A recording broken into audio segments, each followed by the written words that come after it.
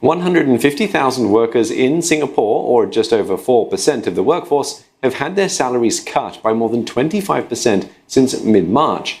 Manpower Minister Josephine Teo says the pay cuts were made by more than 4,000 companies who had to alert the ministry. And the situation may be worse. Companies that make smaller cuts or hire fewer than 10 staff need not inform MOM of these changes. Sharing the update in a media interview, Mrs. Teo said retrenchments could also spike after the circuit breaker period, as its economic effects are more clearly seen. The mismatch is in terms of timing, meaning that the job seekers are eager to get into a job, but employers are not ready to hire because of the low visibility. That is the big mismatch that will happen during this time, very abnormal times.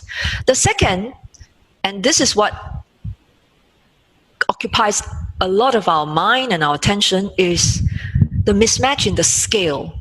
You are going to have many more job seekers than jobs available, because this is an unprecedented. You've never seen a pandemic hit us like that. Mrs. Teo says in March there were 71 jobs for every 100 job seekers. The ratio was 84 to 100 at the end of last year. The government says it's created immediate job vacancies in COVID-19 related roles like swabbers and safe management officers. It's also accelerated planned hiring.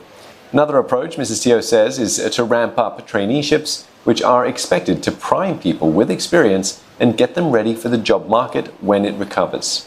25,000 positions are expected to be created this year. Companies are also being encouraged to woo not just fresh graduates, but mid-career professionals as well. The challenge is, of course, the work has to be meaningful. Otherwise, the job seekers, especially if they are mid-careers, they'll say, I'm not interested. I'd rather do something else with my time. And the job seekers will need to be paid a reasonable amount. Maybe not the same as the kind of salaries that they used to get, but it has to be reasonable. Then the companies will have to see themselves getting some value out of it.